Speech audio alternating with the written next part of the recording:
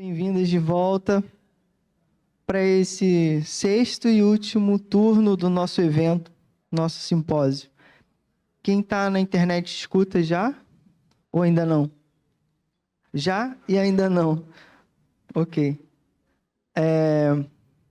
Então agora nós vamos ter, para concluir nosso evento, duas conferências. A primeira conferência do padre Josafá Carlos de Siqueira e a segunda logo mais com a professora Maria Isabel Pereira Varanda. Então vamos chamar aqui a mesa. Bom, já está presente a moderadora Tainá Antunes, que fez mestrado em teologia aqui na PUC-Rio. E vamos chamar o nosso convidado especial, Josafá Carlos de Siqueira, do Vicariato Episcopal de Meio Ambiente e Sustentabilidade, aqui da Arquidiocese de São Sebastião do Rio de Janeiro. Ele vai falar sobre Laudato Si, avanços, lentidão e perigo de retrocessos. Tainá, então, vai apresentá-lo antes da sua conferência. Muito obrigado e ótimo evento a todos. Obrigada, Bruno. Boa tarde a todas as pessoas presentes e online.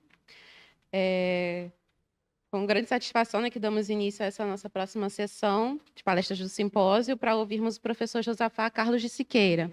Ele que é graduado em Ciências Biológicas pela Universidade Católica de Goiás, e fez licenciatura eclesiástica e filosofia pela Faculdade Jesuíta de Filosofia e Teologia. É bacharel em teologia pelo Centro de Ensino Superior da Companhia de Jesus, em Belo Horizonte. Tem mestrado e doutorado em Ciências Biológicas, Biologia Vegetal pela Universidade Estadual de Campinas. Ingressou na docência da PUC-Rio. Também é fundador do NIMA, no Núcleo Interdisciplinar de Meio Ambiente. Foi um dos idealizadores da Agenda Ambiental da PUC-Rio, lançada em 2009. E também do novo curso de graduação em Ciências Biológicas, que foi o primeiro no Brasil com ênfase em Ciências Ambientais. Foi vice-reitor da PUC-Rio em 94 e reitor de 2010 a 2022. Foi membro do Conselho do Jardim Botânico do Rio de Janeiro e é vigário episcopal do Meio Ambiente e Sustentabilidade. E, sem mais tardar, eu gostaria de convidar o professor Josafá. Gostaria de convidar o professor Josafá para assumir a sua cadeira, para nos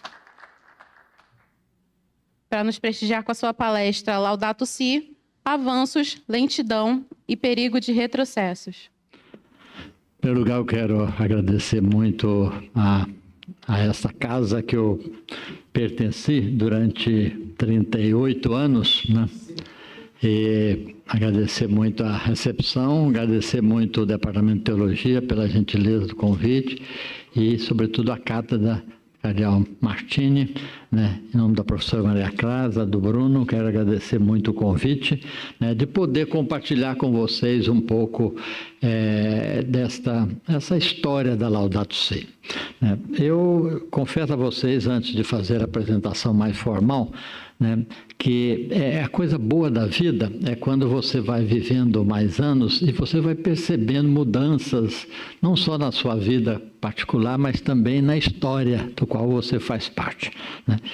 E eu sinto com a Laudato Si uma certa cumplicidade, confesso a vocês. Por quê? Por duas razões. Primeiro, por dois momentos importantes de contato com o Papa Francisco que eu tive. Foram três, mas dois foram muito mais significativos. O primeiro foi quando, na Jornada Mundial da Juventude, em que ele esteve no Rio de Janeiro, em 2013, e nós tivemos a oportunidade do jesuíta de ter uma celebração eucarística com ele no Sumaré. E depois da celebração eucarística, houve um tempo para uma conversa mais informal. E eu digo, olha, eu acho que eu vou pedir uma coisa para a sua santidade, vou ter a ousadia de dizer alguma coisa, como era meu irmão de ordem, e com a liberdade toda, eu digo que eu vou dar uma cutucadinha no Papa Francisco a respeito da questão ambiental que está me preocupando muito em nível mais global. E, então, no momento que cumprimentou, eu digo, ó, santidade, eu acho que uma palavra do Senhor, ou um documento, alguma coisa nesse momento da nossa história seria tão importante, né? Eu digo isso porque eu milito nessa área há muitos anos e vejo realmente que tem muitos problemas nessa área ambiental, socioambiental. Ele olhou para mim assim, sorriu, bateu a mão e disse assim: caro irmão, né, isto virá em breve. Eu não tinha ideia de que a coisa já estava sendo costurada, porque logo em 2015 foi lançado, né, dia 24, né, a Laudato Si. Mas então foi para mim uma coisa assim, muito significativa realmente esse momento. O outro momento foi quando, né, como reitor, Dorandi me convidou para acompanhá-lo a Roma para entregar um relatório de tudo que a universidade construiu no processo de divulgação da Laudato Si. Era um documento, e foi muito bonito aquele momento lá em Roma, na Sala Clementino, onde eu tive a oportunidade de entregar para ele o documento e dizer: olha aqui, isso foi o papel que a universidade fez. E eu cheguei até a dizer para ele de maneira muito ousada também, eu disse: o Papa Francisco, eu fiz uma promessa de que enquanto eu fosse reitor, eu teria essa missão de poder fazer uma divulgação da Laudato Si, que eu acho que é o documento vai ser a marca do seu pontificado. Então entregamos o documento para ele ficou muito satisfeito com o relatório, tudo isso, né? E aqui realmente eu acho que vale sublinhar uma coisa muito importante, porque foi uma espécie de uma promessa cumprida. Porque, afinal, a PUC do Rio de Janeiro foi a universidade nesse país que mais divulgou a Laudato Si, né? Em todos esses, sobretudo nos 5 primeiros anos. E eu me lembro que eu fui em quase todas as PUC do Brasil, fazendo a divulgação da Laudato Si, né? Fui em tribunais de justiça aqui do Rio de Janeiro, fui em empresas privadas, públicas, divulgando a Laudato Si. Isso foi muito importante porque eu acho que mais tarde, até comentando isso no ano passado, quando eu estive em Roma, com o Dom Tolentino, eu disse: Dom Tolentino, a impressão que eu tenho, que também é uma pessoa que eu gosto muito, é muito meu amigo, eu disse: cardeal, a impressão que eu tenho é que a Laudato Si ela teve mais eco fora do que dentro da igreja, né? Então, pela experiência um pouco concreta, né, que eu tive na divulgação da encíclica. Então, são momentos assim, por isso que eu estou dizendo que tem uma certa cumplicidade em relação à Laudato Si, em função disso, né? Em função desse processo de divulgação. Aí fizemos muitas coisas aqui, que estão aí na história da universidade, inclusive esse CD aqui, ó, que não tem mais, né? Acho que só tem 2, vou deixar um aqui, viu, Aldeci? Depois, se quiser, né? Quero agradecer muito, né, a gentileza do Departamento de Teologia, em seu nome, né? Aqui foi um CD onde coloca todas as atividades que a PUC nos últimos 5 anos fez sobre a Laudato Si, né? Depois também divulgamos um pequeno livrinho chamado Pensamento Ecológico do Papa Francisco. Fui tirando os excertos dos principais pensamentos dentro da encíclica e ficou como um livrinho também, uma pena que está esgotado, de divulgação, né? E eu acho que o marco maior foi quando nós publicamos em português e inglês esse livro chamado Laudato Si, um presente para o planeta, né? Onde eu fui pincelando determinadas temáticas da Laudato Si, né? Que pudesse servir de subsídio para as pessoas. Por exemplo, a ética na Laudato Si, a educação ambiental na Laudato Si, a biodiversidade na Laudato Si, ou seja, temas da Laudato Si, né? E esse livro foi bastante difundido, divulgado. Então, eu diria que a gente fica feliz porque de agora, nos 10 anos de comemoração Laudato Si, né, vocês retomam isso de maneira assim, academicamente, com tanto brilho, né, e ao mesmo tempo procurando fazer memória, né, não só desse documento que ficará na memória da história da igreja nessa parte socioambiental, mas também eu acho que a memória tão feliz que nós temos desse Papa tão reformador, que foi tão importante nesse momento da nossa história, que foi o Papa Francisco. Bem, eu acho que agora, depois desses prolegômenos iniciais, aí eu acho que a gente pode comentar, então, um pouquinho aquilo que eu vou fazer a apresentação. Confesso a vocês que essa apresentação, ela é feita de uma maneira assim, muito existencial, né? Eu fiquei pensando, né, como a experiência que a gente tem de ter lido muitas vezes a Laudato Si, de ter abordado tantas vezes em eventos e atividades práticas, né, a Laudato Si. Eu digo, olha, eu acho que talvez o melhor, né, é olhar a Laudato Si na três perspectivas. A perspectiva dos avanços que nós estamos tendo na sociedade sobre a questão socioambiental, a lentidão de alguns processos, né, que o Papa Francisco chama atenção também, né, tanto na Laudato Si, Laudato Deo, e depois há alguns perigos de retrocessos, né, que nós não podemos negar que nós temos esse perigo realmente. Então, eu diria que é um pouco isso. Certamente esses três eixos estão dentro, né, da Laudato Si como um todo, né? Alguns slides eu vou fazer a citação, onde está o número na Laudato Si, e outros não.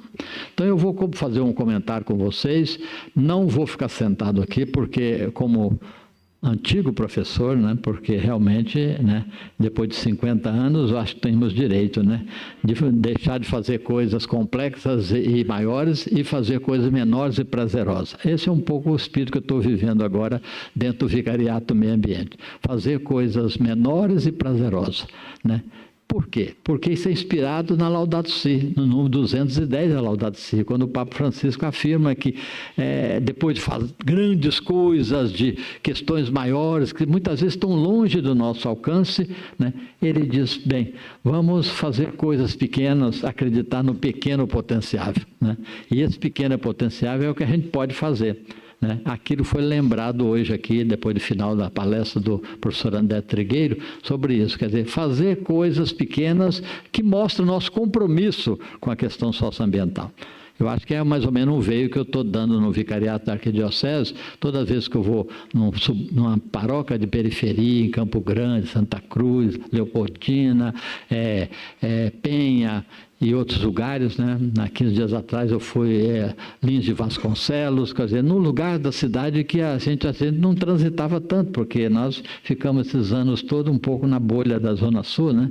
Então esse era o nosso horizonte. Agora a gente vê um pouco o Rio de Janeiro depois do túneis, né? Então a gente vê que tem realidades muito complexas e difíceis. Mas a gente fica feliz porque é um projeto de uma horta comunitária na Maré, 3 projetos de horta comunitária em Campo Grande, Santa Cruz, projeto de reciclagem, né, na Penha, em Realengo e assim por diante. Ou seja, pequenas ações que nascem da comunidade, mas que vão na linha, né, do cumprimento da Laudato Si. Moral da história, meus amigos, minhas amigas que estão nos assistindo aqui presencial e outros estão também nos vendo de maneira virtual. É muito importante, eu creio, é isso, né? Quer dizer, apostar nas coisas pequenas.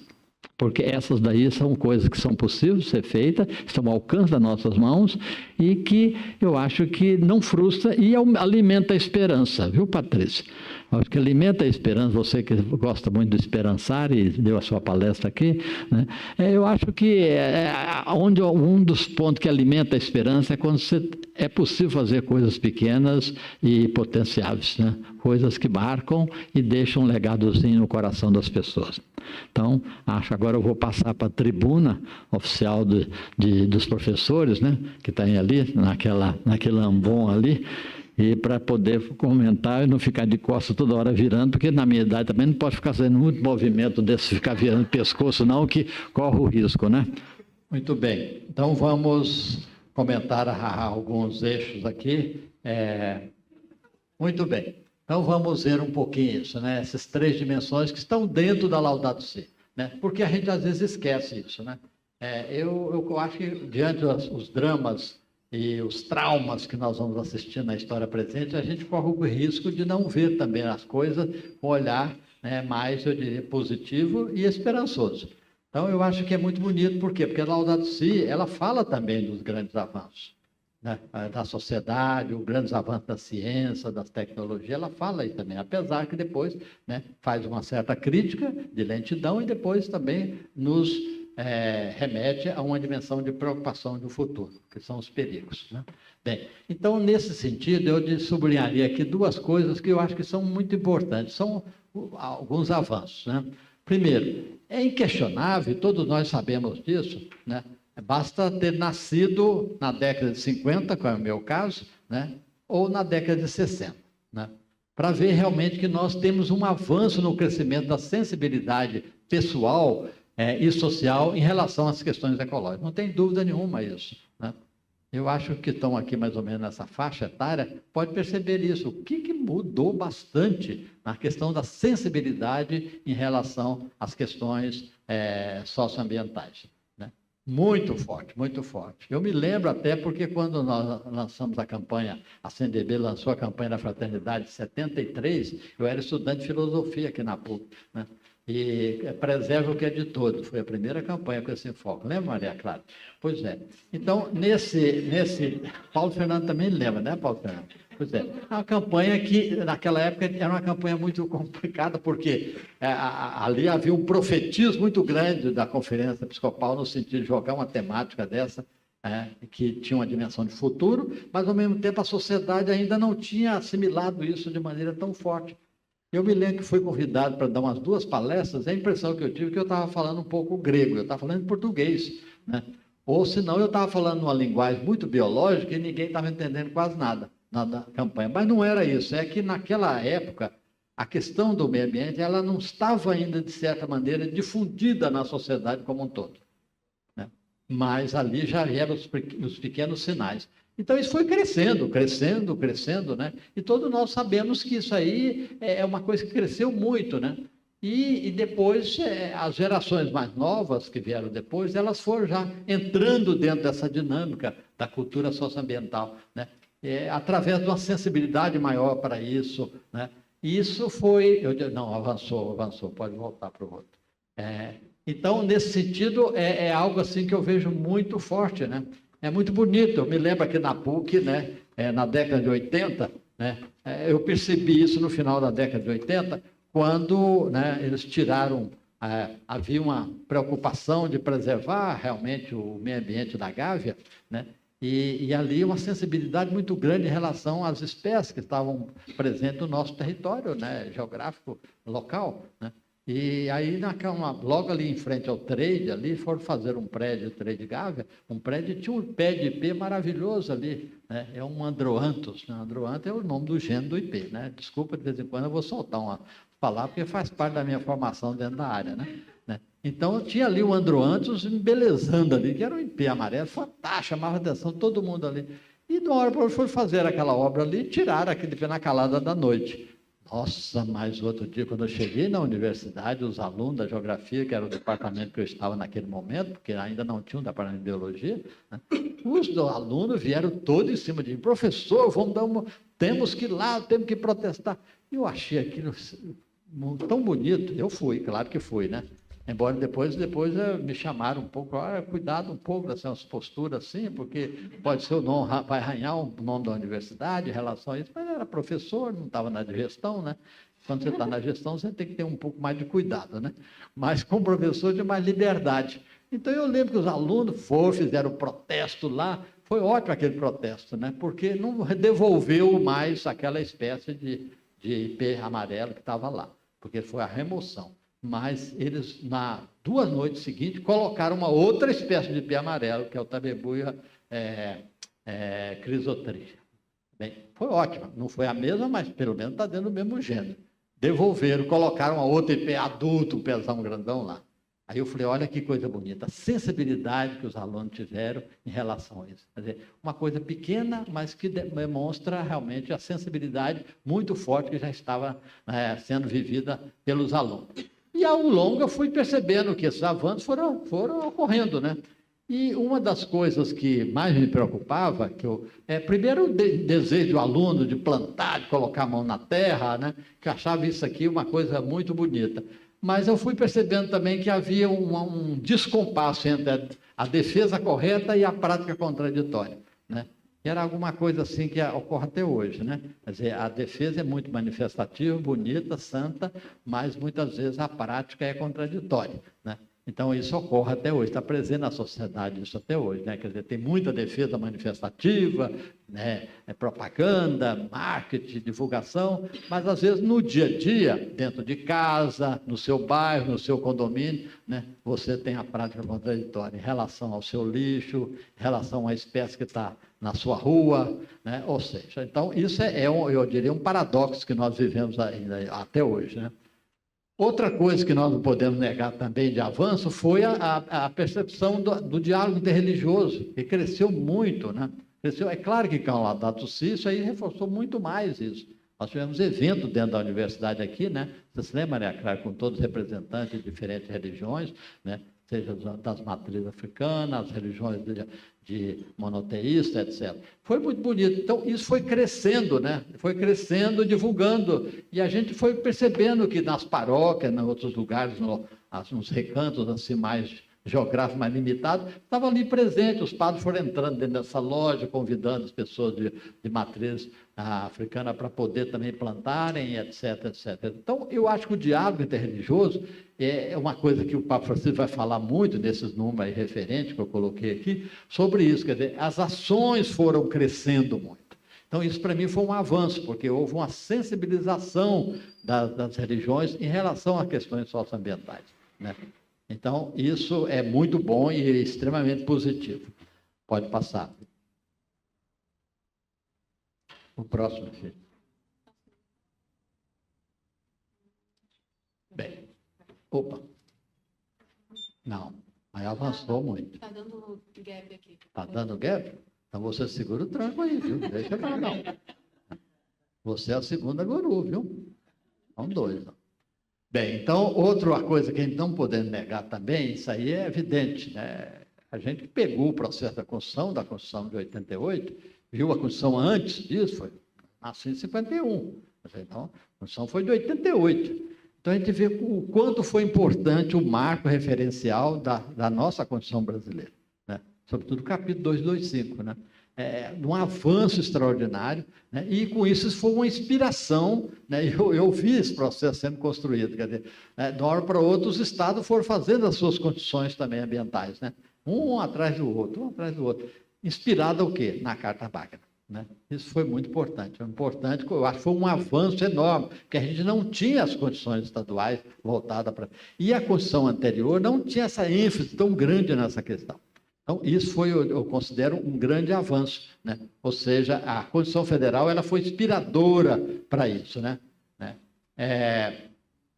Outra coisa também que eu considero como avanço é o aumento de ações voltadas para a preservação e defesa dos biomas e ecossistemas, apoiado pela ciência. Eu acho que a ciência brasileira, nesse ponto, progrediu enormemente, né? A quantidade, na década de 80, final da década de 80, 90, foi muito mais, e até hoje, quer dizer, a contribuição da ciência para a questão da preservação dos biomas e ecossistemas, né? Seja a partir de periódicos especializados, seja a partir da divulgação científica, isso cresceu enormemente. Isso é um avanço que a gente não pode ignorar, e extremamente importante. O Papa Francisco comenta isso dentro do Laudato Si, né? A importância que tem os avanços científicos dentro dessa área. Então, eu acho que isso aí é algo fundamental, né? Inspirado na Constituição. E depois, mais tarde, vieram as plataformas, os sites, as publicações, né? Os programas de mídia, etc, etc. Pode passar, né? Aqui, não podemos negar também que foi um avanço que nós tivemos na questão das novas matrizes energéticas, né? Embora ainda são tímidas o crescimento de algumas, mas eu acho que isso aí, nos últimos anos, houve um crescimento até razoável, pelo tamanho do país, pela complexidade política, as dificuldades econômicas. Eu acho que houve realmente, e eu considero extraordinário, ou seja, as preocupações de sustentabilidade, né? E aí toda a questão, porque a gente era muito numa matriz única, onde era o peso maior. Depois foi passando para outra matriz, eólica, a matriz realmente solar, etc. Então, isso foi um avanço muito grande. O Papa Francisco, dizendo na Laudato Si, exulta esses avanços, né? Exulta os avanços. Né? Embora acho que são tímidos, mas esses avanços foram importantes. São testemunhais do nosso processo de crescimento. Né? E isso aí é fundamental. E eu gosto muito dessa frase quando eu vejo isso. Eu não me lembro quais foram os economistas, né? Não me veio à memória um pouquinho o nome deles, né? Que disseram que o Brasil é um país exportador de sustentabilidade. Né? É uma frase forte, mas que eu acho que é uma frase muito interessante, porque mostra isso, quer dizer, cresceu muito no país, né? Isso aí, eu acho que esse crescimento foi importante porque dá margem ao futuro de que essas matrizes mais diversificadas, elas terão mais espaço dentro da sociedade, sobretudo com modelos, novas tecnologias, né? O sistema de prevenção, que é um assunto realmente que mais me preocupa ultimamente, é isso. Quer dizer, é a questão de tecnologias voltada para o sistema de prevenção socioambiental, né? Por quê? Porque as nossas cidades são muito vulneráveis diante das mudanças climáticas, né? E muitas vezes nós temos essa dificuldade disso. Quando deparamos com um evento climático, inundação, ou uma seca, ou, sei lá, uma onda de calor, etc., fica sempre aquela história, meu Deus, tem um antes, tem um durante e tem um depois. Como é que faz isso? Nós, até preocupados com isso, organizamos, que está nessa publicação nossa do Vicariato, chamado Coletânea do VEMAS. VEMAS é Vicariato Episcopal de Meio Ambiente e Sustentabilidade. Nós criamos uma revista lá, e a Patrícia fez um artigo, né, que foi publicado sobre isso, né? Nós tivemos uma reunião de todos os agentes pastorais da Regional Leste 1 da CNBB, que são as 10 dioceses do nosso estado do Rio de Janeiro. E aí foi interessante, porque foi apresentado isso, porque esse é um grande problema. Quando vem realmente uma enchente, uma coisa, quer dizer, como é que a população está preparada, né, para poder enfrentar isso? Tem um antes, tem um durante, né, e tem um depois, né? Isso, eu acho que o artigo retrata um pouco bem isso, né? Então, essa é uma preocupação muito grande, quer dizer, como é que a gente vai desenvolver tecnologia que possa garantir esse sistema preventivo? Porque ele é emergencial, ele é fundamental. Porque mudança climática não adianta falar, porque elas já estão aí e vão intensificar, e não tem dúvida nenhuma, né? Agora, como prevenir a população, a comunidade a enfrentar isso, né, num sistema preventivo, isso é um grande desafio, porque as nossas cidades não são preparadas para isso, né? Eu, cada vez que eu visito o subúrbio, outras áreas da cidade, eu olho aquele conjunto e, meu Deus, isso aqui é um desastre aqui, é fatal, né? Porque não tem um sistema disso, né? E quando vem é uma loucura, porque aí tem a questão dos espaços, não sabe o que ele tem que levar, né? O que tem, o básico que tem que deixar, né? Aquilo que aonde tem que ir, né? E mesmo as igrejas, que são hoje os lugares de hospedagem, as igrejas, né, seja católicas, seja de outras religiões, que são abrigos fundamentais quando vem esse acidente, né? Às vezes encontra dificuldade na gestão, porque você tem que fazer uma gestão articulada com o poder público, né? Com o setor militar, com o setor de bombeiro, etc. Isso é uma dificuldade. Então, eu acho que a tecnologia para o sistema preventivo é um grande desafio. Pode passar. Mas nós estamos crescendo. Agora, deixando de lado os avanços, vamos perceber um pouco as lentidões. Como é que as coisas também vão lenta? Vão lenta por quê? Primeiro, a complexidade, né, dos nossos problemas, né? Primeiro porque a questão da ambiental ligada com o social, embora para nós do mundo acadêmico é tranquilo isso, mas isso a gente vê no meio do povão ainda, esse processo ainda está muito lento de ser absolvido na sua totalidade, né? O social muitas vezes é tratado separado do ambiental, etc, né? Eu sempre brinco, Maria Clara, com o Padre Manangão, porque ele é o vicariato social, o meu é o vicariato ambiental. Eu digo, Manangão, nós vamos fazer junto, para mostrar que as coisas acontecem junto, né? Não tem como não fazer articulado, né? Então, eu acho que essa lentidão, ela vem disso, vem da amorosidade de processos, vem da dificuldade econômica do país, vem do processo de conscientização, que ainda está lento na sociedade, né? Vem muitas vezes também de omissões, né? Omissões mais recentes, omissões passadas, né? E assim por diante. Então eu vou sublinhar aqui algumas coisas que estão na Laudato Si, que eu considero como lentidão de processo.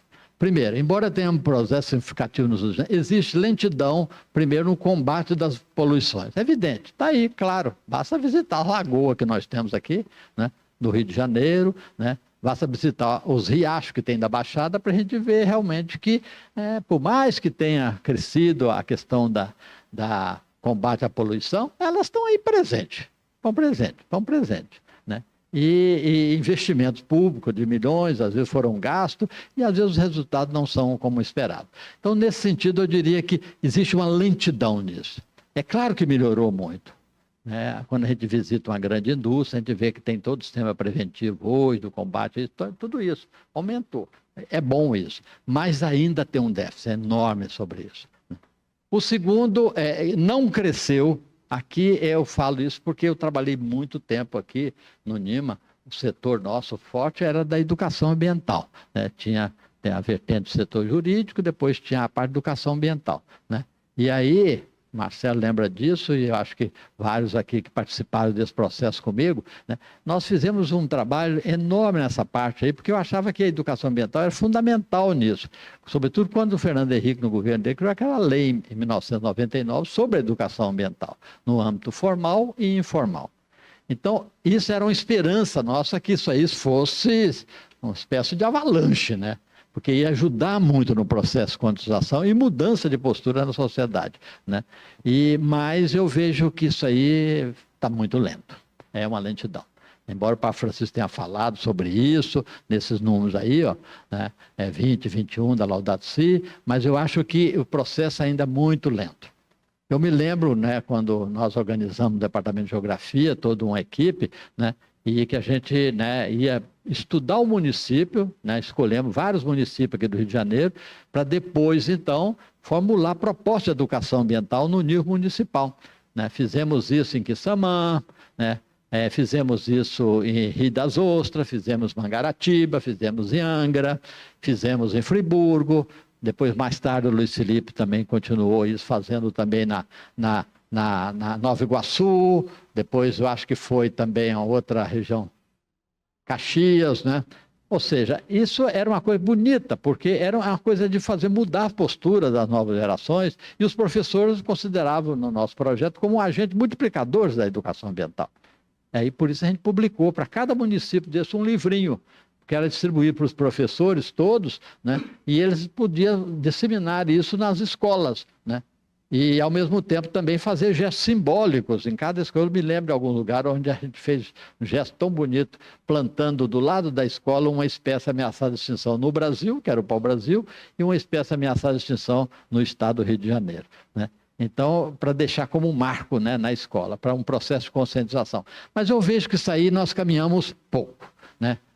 Primeiro, no nível informal, pouquíssimo, porque praticamente as dificuldades dentro de curricular foram muito grandes, né? Ou tinha que fazer um professor especialista dentro disso, não vai encontrar nunca que tivesse uma visão tão sistêmica e capaz de envolver todos os campos dos saberes, muito difícil, né? Mas, e depois barreiras também, barreiras muito difíceis para implantar isso no nível escolar, né?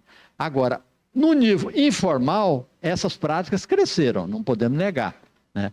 Hoje tem muitas empresas, tem muitas organizações não governamentais, igrejas, que realizam o processo de educação ambiental, mas do ponto de vista informal. Poderia estar crescendo mais, mas eu acho que está muito lento, que eu acho que é muito ruim, sobretudo nesses momentos de polarizações e negacionismo que a gente vive. Pode passar, Fê?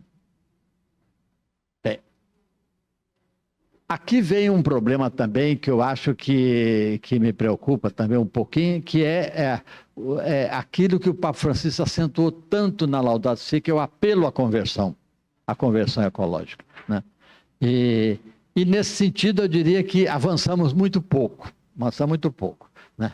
Eu percebo isso, né, do livro intra-eclesial, né, e percebo também um pouco na sociedade, quer dizer, nós avançamos pouco nisso, no processo de conversão ecológica, né?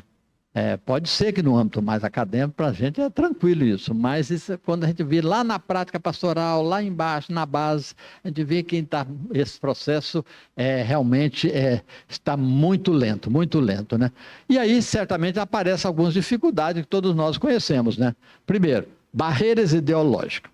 É um problema sério hoje para isso.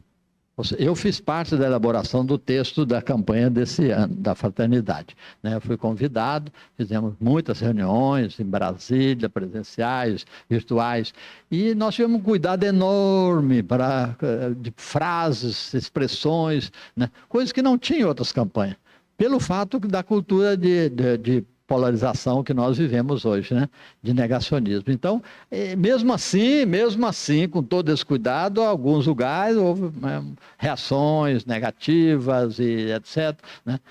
Então, eu acho que primeiro foi uma barreira. Depois, de dificuldade de tratar pastoralmente essa temática. Como é que envolver isso numa paróquia concretamente? Como é que eu vou tratar disso numa paróquia? Né? Por quê? Porque a ideia do ambiental aqui era muito ligada a uma ideia muito de ecologia, mais, eu diria, mais do ponto de vista da fauna, da flora, mas não é uma visão integral da ecologia, era muito mais setorizada. Então, isso cria uma dificuldade nova. Como você fazer práticas pastorais dentro de uma visão mais sistêmica do mundo que é fragmentado e que a cabeça das pessoas também tem uma visão fragmentada. Então, é uma dificuldade muito grande nessa área, né? E depois, a falta de uma formação teológica voltada para a teologia da criação. Isso eu insisto muito disso, porque eu vejo isso agora, mais forte que em outras épocas. O quanto é importante, né, nas faculdades, nas universidades, né, a ênfase na teologia da criação. Até porque nós estamos tendo a oportunidade hoje de ter resgate de muitas obras dessas importantes. Eu estou lendo agora o Hexameron do Santo Ambrósio, né? Eu fico encantado com aquele negócio. Meu Deus, olha, em século V, esse homem já tinha uma visão sistêmica extraordinária, né? Como é que essa dimensão simbólica da natureza era catequética, e quanto é importante, mas as pessoas muitas vezes não têm essa formação nessa área. Então, isso eu acho que hoje a ênfase da teologia da criação ajudaria muito, né, sobre isso. E agregado isso também, a falta de um conhecimento maior da doutrina social da igreja. Eu acho que isso aí é uma coisa que é visível, né? Até mesmo no mundo eclesial. Eu vejo muito forte como é que o pessoal tem dificuldade de associar Laudato Si como uma doutrina social da igreja, porque não conhece a doutrina social da igreja, né? E se conhecesse, eu às vezes eu tenho a paciência um pouco de Jacó e outros, né? Mas tem hora que às vezes falta, porque eu digo, mas isso aqui quando é negacionismo, aí então é racismo, né? Então é até bom deixar, não discutir muito não. Mas quando vem de outros meios, que falta um conhecimento maior da doutrina social da igreja, aí é chocante, porque leia um pouquinho da doutrina social da igreja, quem sabe lendo um pouquinho, amplia um pouco a visão, muda da perspectiva, etc. Né? Então eu vejo que é um pouco aí. E aqui vem também, eu acho, uma coisa que o Papa Francisco insistiu muito, que eu acho que nós caminhamos de maneira muito morosa também, dificuldade de limitar o uso dos recursos não renováveis, mesmo com os discursos e acordos signatários que estão cheios nesse país, estão cheios. André Trigueiro tem razão quando ele faz uma crítica dessa, porque realmente muitas coisas, né? Mas aí nós estamos, né, uma linha de lentidão enorme. E aí eu diria o seguinte, né? O que falta, por isso que eu coloquei essas duas imagens aqui, ó, né? Dá a impressão que está fora do contexto, mas não, foi proposital. Eu acho que está faltando hoje, para isso, o equilíbrio de racionalidade e discernimento. São duas coisas importantes, né? Eu acho que essa questão, às vezes, socioambiental é tratada muitas vezes muito de coração e às vezes pouca razão, né? E outras vezes é muito de memória, de razão, tudo isso, mas não é muito de coração. E não sendo de coração também não se traduz em prática concreta, fica na teoria, né? Então eu acho que esse equilíbrio e racionalidade é muito importante. Aí eu lembro o meu mestre e meu pai, Santo Inácio, né, que vocês conhecem muito bem, quando ele disse que no discernimento espiritual a coisa muito importante é quando logos e patos estejam em equilíbrio, né? Ou seja, se você vai tomar uma atitude na vida, né, se a razão não estiver de acordo com o coração, é melhor não tomar, porque a probabilidade de errar é grande, né? Então é melhor equilibrar. Então eu vejo que hoje nós vivemos um desequilíbrio de racionalidade quando se trata dessa questão socioambiental, né? Ou às vezes é muito coração, muito impulso demais, não sei o que, tal. E às vezes não reflete, não tem uma profundidade, aquilo que o Papa Francisco queria tanto, né? Uma profundidade maior, né? Outras vezes é muito acordo, muitas coisas assim, muito cartesiana, até muito certinha, tudo, mas que não traduz isso, as pessoas não estão convencidas por dentro, estão convencidas. Então a coisa não funciona. Então eu diria que essa crise de racionalidade é nesse sentido, né? Eu não entraria nem no discurso filosófico sobre isso, porque eu dei aula há muitos anos de ética ambiental, eu insistia muito disso, né? Do descompasso da racionalidade, né? ou aquela racionalidade que o Habermas chama de racionalidade de resultados, né? Ou com a racionalidade axiológica. Nós temos esse desequilíbrio que eu acho que ainda não chegamos a uma síntese sobre isso, né? E depois o discernimento, porque os caminhos da parte ambiental estão aí claro para nós, as opções estão aí, né? Ou enveredamos para isso e vamos ver o que vai acontecer de drama, ou pegamos um caminho diferente, né? Um caminho diferente. Eu acho que, nesse sentido, está faltando mesmo, né, uma sociedade, uma encarnação maior do discernimento para entender que opções eu vou fazer do ponto de vista ambiental. Essas opções que estão aí, que a gente sabe que não vão levar nada do ponto de vista da sustentabilidade, ou outras opções que são mais razoáveis, que são mais equilibradas, que podem nos levar a horizontes mais promissores. Então, eu acho que aqui tem um desafio grande aí, né? Deu para compreender a imagem agora, né? Porque dá a impressão no começo, meu Deus, eu acho que o homem está ficando meio velhinho mesmo, está colocando as imagens que... Mas a razão era essa, viu? Muito bem, para a próxima. Bem, então aqui também, eu acho que, aqui eu estou dizendo assim de maneira muito pessoal, de uma experiência que eu estou vivendo também agora, que é a dificuldade de encontrar, de ser mais, dessa parte de reuso, que tanto falamos, que tanto é importante isso, como é que é a dificuldade disso nas comunidades concretas, né? Nas comunidades, a questão do lixo, a questão do desperdício, né, que o Papa Francisco fala tanto sobre isso, né, que é uma coisa escandalosa num país como o nosso, né, que é o quarto mais produtor de alimento do mundo, então está no ranking do 10º lugar dos países que mais desperdiça no mundo, é o Brasil. Então, ainda essa cultura não chegou ainda lá na base, onde as pessoas, né, podem reaproveitar ou fazer o reuso, né, de tantas fontes proteicas, fontes vitamínicas, que são jogadas fora no lixo, né? Isso é difícil, né? A gente, quando visita uma Ceasa da vida e outros desses armazéns grandes, é chocante ver realmente o desperdício de coisa, de alimento no país, né? É enorme disso. Por causa de uma podridãozinha que está no começo da maçã ou de uma laranja, tudo aquilo é eliminado, né?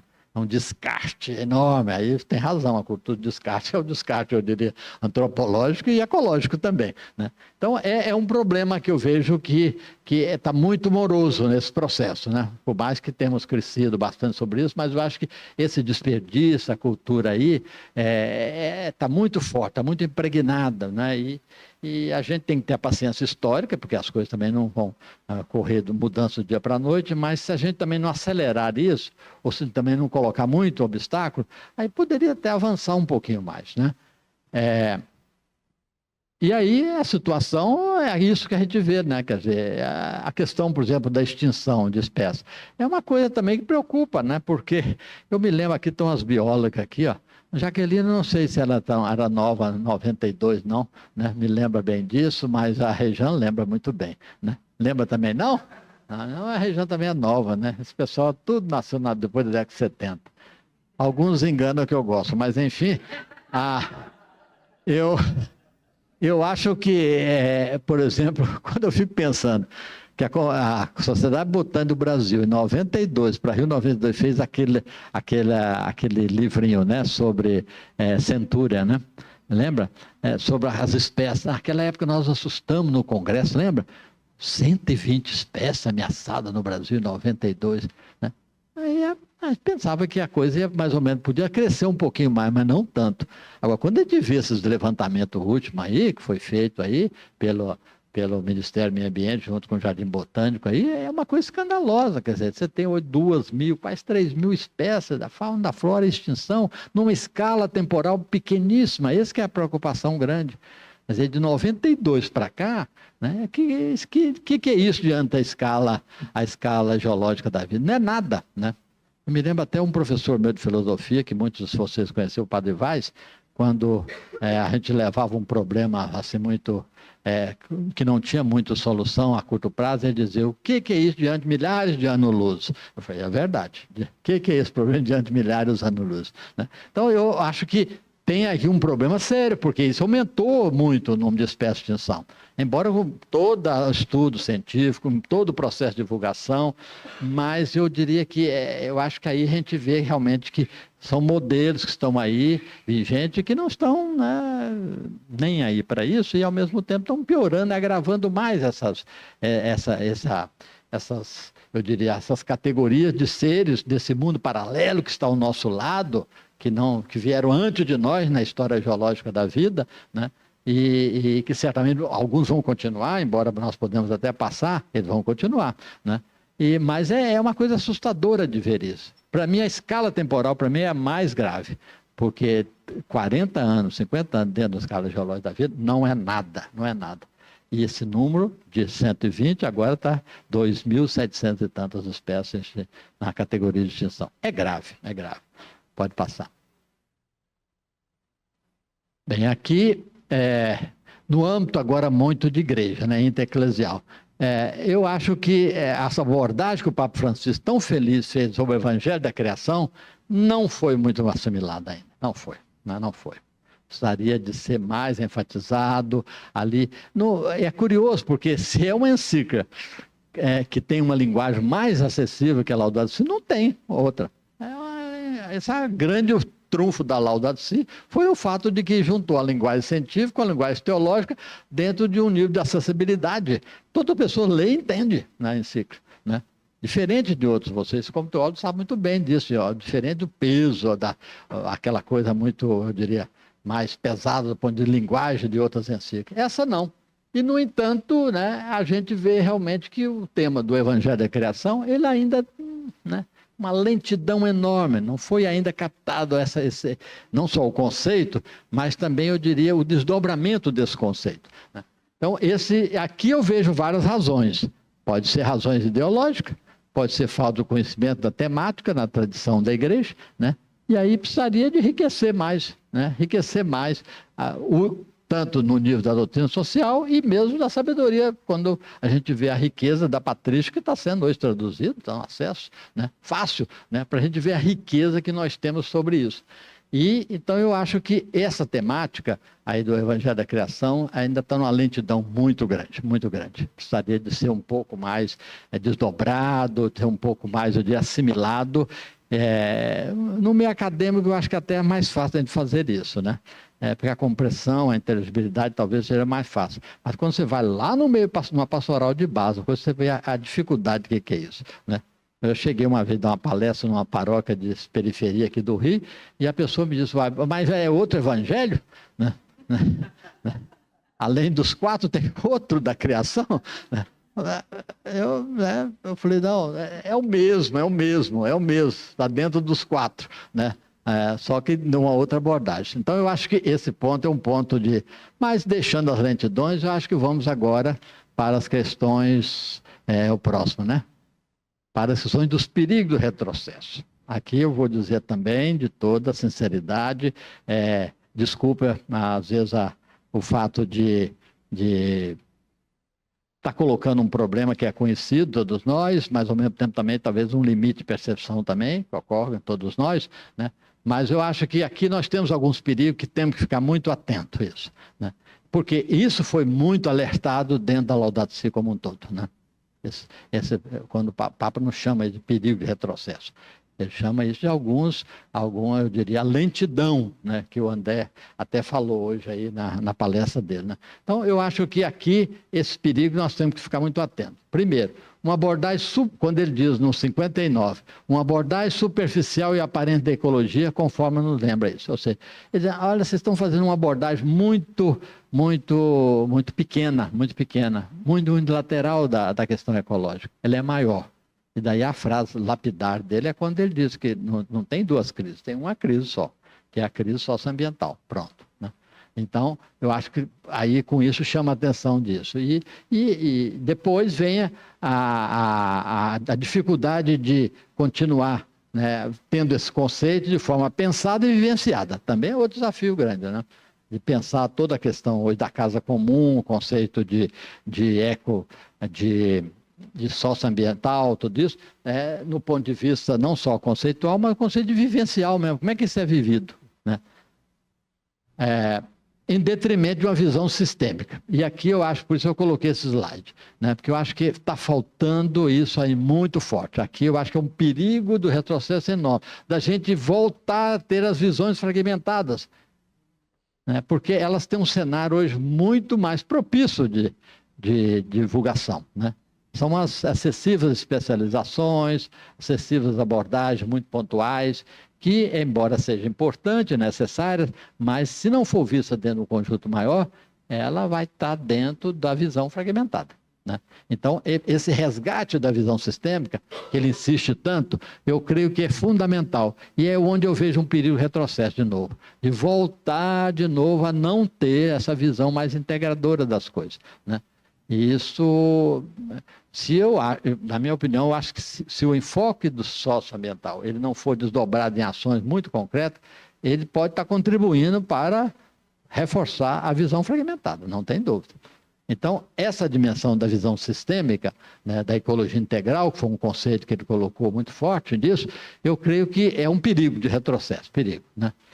Por quê? Porque a visão integrada, ela supõe, né, que as coisas estão, como ele disse, estão articuladas entre si, né?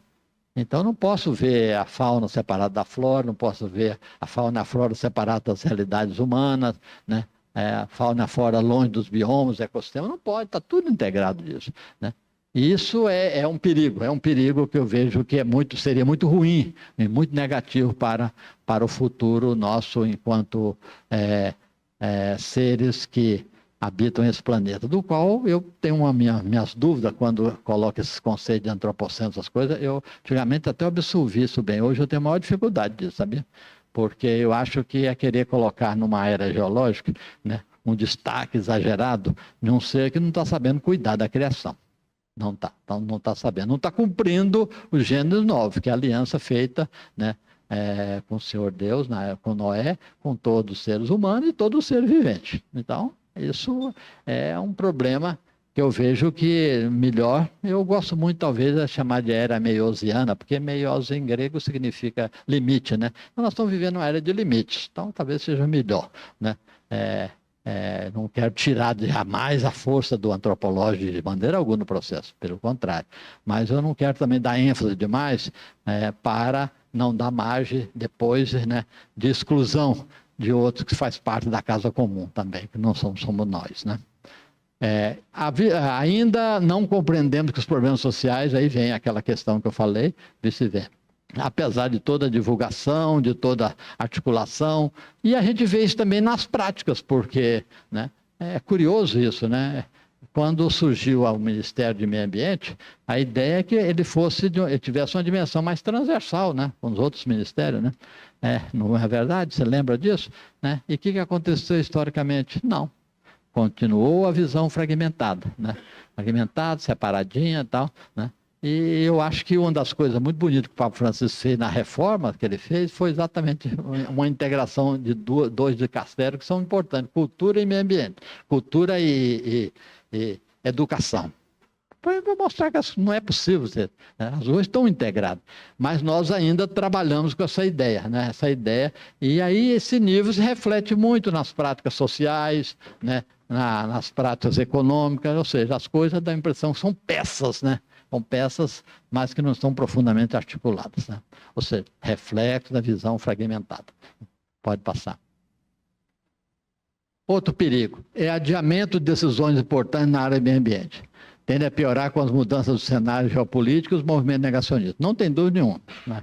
Isso, nem vou dar nome aos bois aqui, porque todo mundo já conhece e sabe, né? O André já falou hoje sobre isso, né? Mas eu acho que essa coisa de adiar, né, algumas decisões que foram importantes para manter realmente o equilíbrio do planeta, para minimizar um pouco os impactos, né, das mudanças climáticas. Esse adiamento é muito perverso, porque isso aí vai ter consequência muito séria. Então, eu acho que é um perigo isso, esse adiamento. Você vai protelando, e aí nós vamos chegar a um ponto que vai ser difícil. Você não tem muito retorno. Aliás, eu acho que já não tem muito retorno, não. Eu estou hoje nesse ponto, olha que eu sou muito otimista, mas eu acho que nesse ponto eu sou muito pé no chão. Eu acho que não tem muita saída nos próximos anos, a não ser o conceito de minimizar, né? impactos e adaptar as mudanças. Adaptação e mitigação, eu acho que são duas coisas, dois conceitos, que cada vez ganham mais espaço. Porque não tem. Não tem porque são escala muito macro, essas mudanças muito macro, essas escalas macras, nós não temos muito acesso sobre ela. Por mais que tenha tecnologia, tudo não tem quem vai segurar a mudança aí de um furacão, de uma frente fria forte, que vai trazer problema de coisa.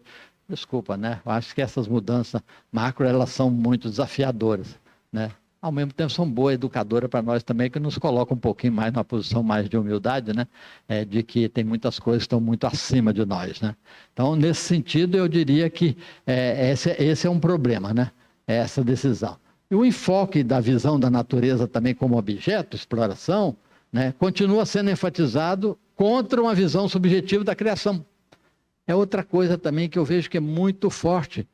Toda a literatura na área de ética ambiental nos últimos anos tem enfatizado fortemente a dimensão subjetiva da criação, né? Vocês viram, não são objetos, são sujeitos de valores e deveres, né? E de uma hora para outra a gente vê posturas, né, sociopolíticas aí que vão na linha contrária a toda essa visão, né? Porque quando você abre a porteira demais, né, que acontece? Dificilmente, a gente que vem da região centro-oeste, das minhas origens de Goiás, eu sei o que é uma porteira aberta. Quando abre, a boiada entra e você, para fechar aquilo lá, é uma maior dificuldade, viu? Né? Se ficar alguns para trás, então, mais ainda, né? Então, é uma dificuldade, você abre demais, né? Então, o que está acontecendo, eu acho que é isso, quer dizer, está vendo isso, essa flexibilização exagerada, né? E que depois você não tem como, né? Fazer esse retorno. E aí eu diria que tudo isso é fruto dessa visão objetiva, ou seja, a natureza ainda continua como objeto de exploração e benefício. Só isso, benefício, né? E chama até de recurso. Eu também, às vezes, não gosto de usar a palavra recurso, eu gosto de falar mais o patrimônio, porque é mais patrimônio mesmo do que recurso, porque recurso tem uma conotação mais econômica, né? Mais forte, né? Mas patrimônio não, patrimônio é diferente. Então, nesse sentido, eu diria que é fruto dessa visão, né? E aí vem as posturas que eu acho que são extremamente de retrocesso, posturas do legislativo brasileiro atual que revelam o enfoque utilitarista e mercantilista da criação. Tudo isso, no fundo é isso. É a volta de novo, olha o retrocesso, de uma visão que é até, eu diria, é cartesiana, mas é até antes de Descartes, né? Uma visão dessa que a natureza é vista como, né, como utilitária, né? Ou de maneira mecânica as coisas funcionam, né? Então eu acho que isso aí é um retrocesso enorme, porque o que está por trás disso ou é uma cultura da iniquidade, que fecha os olhos para ver a realidade, como está nessa figura, pode acontecer também. Cultura de iniquidade é um pouco essa, né? Fecha os olhos, eu sei que tem um problema, tem isso, mas eu não... Né? Eu ou fecho o ouvido aqui para não ouvir, ou fecho também os olhos para não ver essa realidade, né? Ou, né, uma dimensão mesmo da natureza que deve ser explorada mesmo, né? Hoje eu fiquei olhando, né, quando falar sobre a Amazônia, fiquei, meu Deus, que coisa, né? Por que a gente tem dificuldade de... A gente não teria que ser tão bonito se a gente tivesse uma área do território brasileiro que dizer, não, esse é um diferencial nosso, não vai ter esse tipo de modelo. Esse modelo vai funcionar para outros, mas aqui tem outros mecanismos de sustentabilidade, né? Por quê? Porque a vocação florestal é muito forte, a relação entre cultura e meio ambiente, ele é muito integrada na região amazônica. Ali tem as duas grandes riquezas, a riqueza cultural e a riqueza ambiental, né? E a riqueza hídrica também, é verdade. Mas por que isso aí tem que entrar dentro de modelos únicos, né? Por que não podemos ter uma parte do território brasileiro que fosse diferenciada, né? Não. Tem que entrar tudo no mesmo. Por quê? Porque por trás está a visão ainda, né? A visão mercantilista, utilitarista, né? Que na minha época, quando jovem, né? Tinha lá pelos meus 14, 15 anos, na época da entrada do regime militar, aquelas campanhas que a gente vê ainda até hoje, ecoando nossos ouvidos, de território vazio, que é uma bobagem total, porque não tem território vazio, estava extremamente ocupado pela fauna e a flora e pelas culturas tradicionais, nunca foi vazio, né? Mas tinha essa ideia do vazio, né? Então, aí o que está por trás, eu acho que é a visão ainda objetiva da natureza. Que isso, eu acho que se isso vai voltando, é um retrocesso sem dúvida alguma. Muito bem, pode passar? O perigo de uma ênfase do paradigma antropocêntrico continua imperando, ameaçando os retrocessos políticos e o enfoque mais cosmocêntrico da natureza, defendido pela Laudato Si e a própria campanha da fraternidade. Nesse texto da campanha desse ano, nós fizemos um esforço enorme de procurar dar uma visão, né, até escriturística, que fosse mais voltada pela tradição hermenêutica manifestativa do que a proclamativa, né? Porque as outras campanhas, às vezes, têm uma dimensão muito mais proclamativa, ou seja, a relação homem-Deus é mais forte.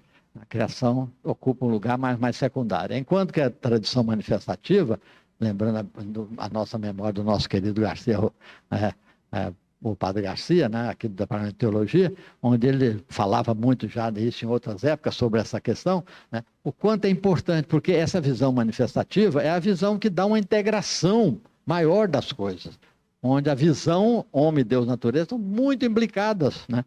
É o que aparece nos Salmos, que aparece na literatura sapiencial, essa tradição hermenêutica, né, mais manifestativa. Então, no texto da campanha esse ano, nós fizemos um esforço de colocar essa dimensão, né, que é muito forte, que é respaldada pela aliança, né, Gênesis 9, ou seja, então, isso daí eu vejo que essa visão, esse enfoque cosmocêntrico, defendido tanto na Laudato Si, a campanha de fraternidade, a gente corre o perigo, porque vai voltar de novo a ter essa outra corrente em que dá peso exagerado, quer dizer que não tenha peso, mas é exagerado demais, né, no protagonismo antropocêntrico. Então, e aí, evidente, faz uma relação homem-Deus e a criação, né?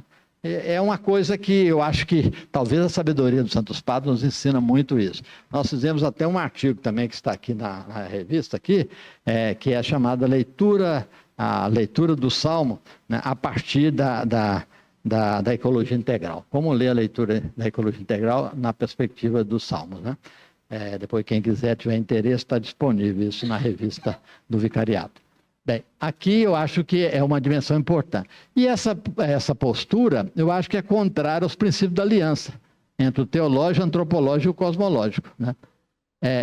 Quando eu vejo essas imagens de Belém, eu gosto muito dessas imagens, porque elas reportam muito isso, quer dizer, a ideia da corda. Eu acho isso fantástico, né?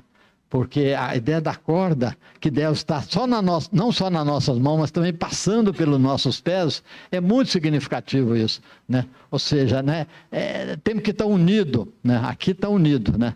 A dimensão de toda a criação, né, unido em direção a uma meta maior, que é o sagrado, né?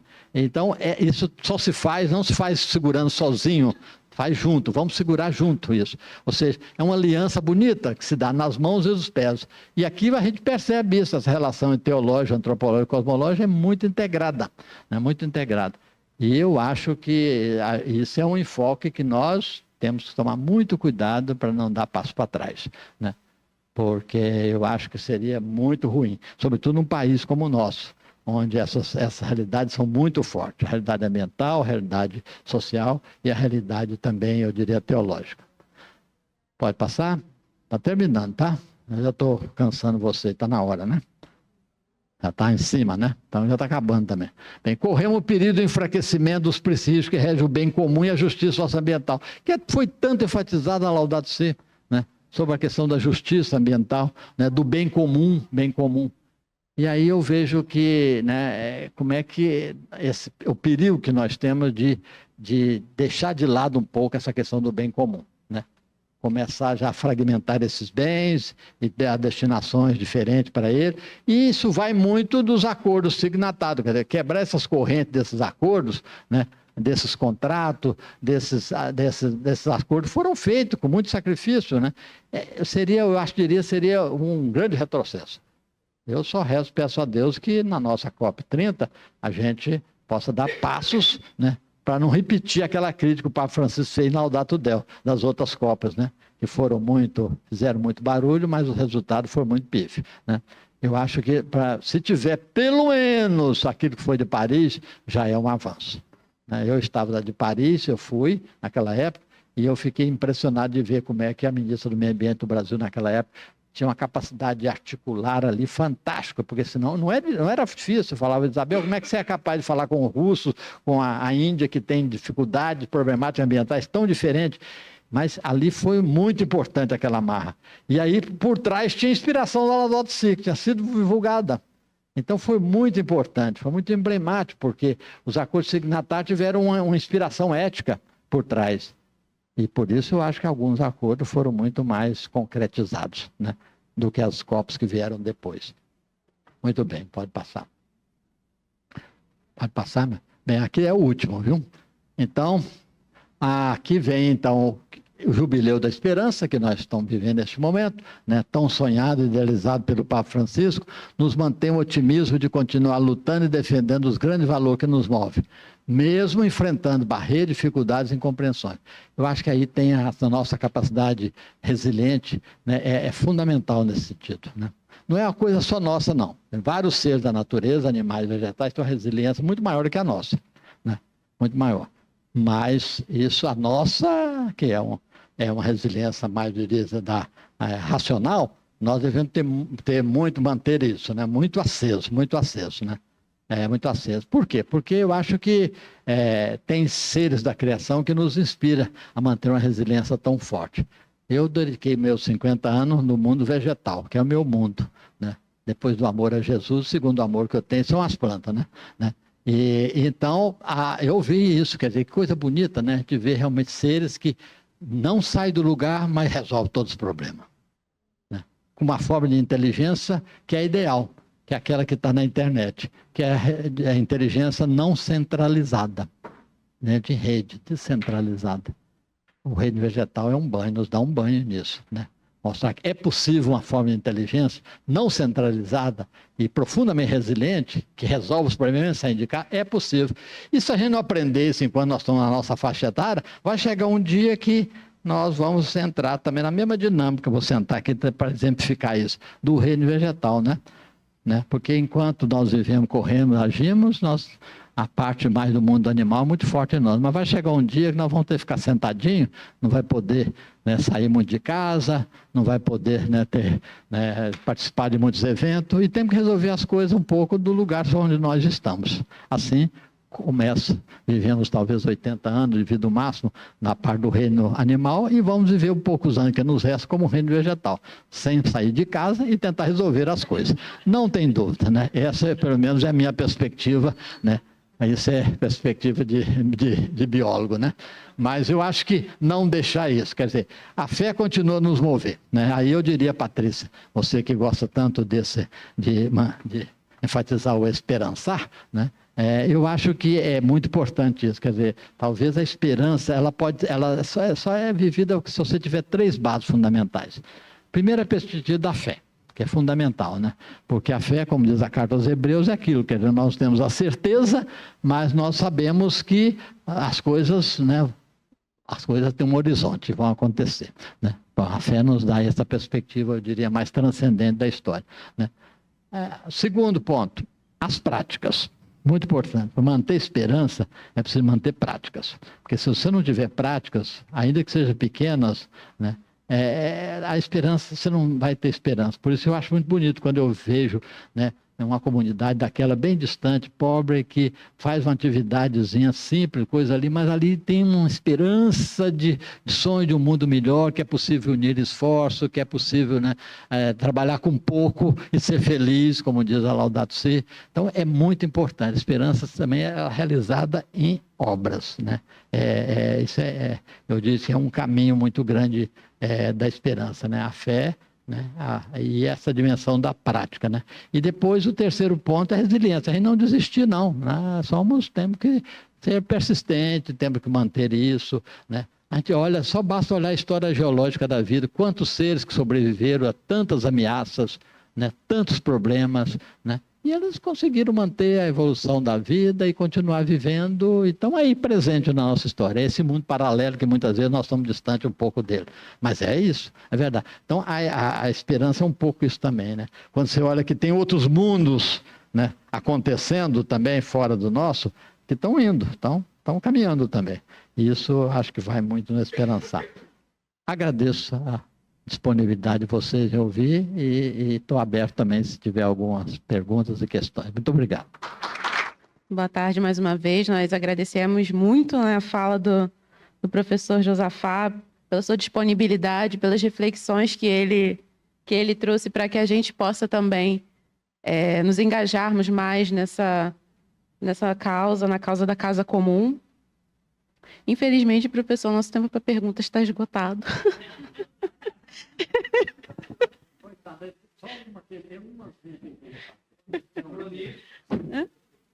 Diga. Só uma. Então, meu nome é Luiz, sou mestrando aqui da casa, do Departamento de Teologia, e quero também agradecer pela sua exposição, que tanto esperançou o nosso coração a querer agir. Ontem mesmo estava fazendo uma comunicação que falava sobre um olhar a partir da teologia da criação, sobre Jardim Gramacho, que é um bairro daqui de Duque de Caxias, a qual funcionou um aterro sanitário que trouxe vários problemas ambientais, né? E aí, falando sobre isso, falando sobre a questão da teologia da criação, me surgiu muitos questionamentos, e a sua exposição acabou dando mais esperança para aquilo que o senhor falou sobre as pequenas ações prazerosas.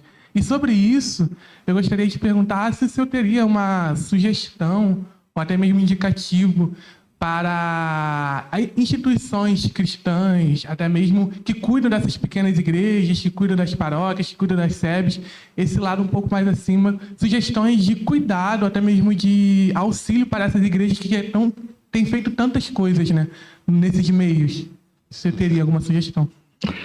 Minha sugestão é muito prática. Se você, quem quiser se candidatar para ser voluntário num desses projetos que a gente tem, né, na diocese, né, quando for, né, tem problema, está aberto isso, né?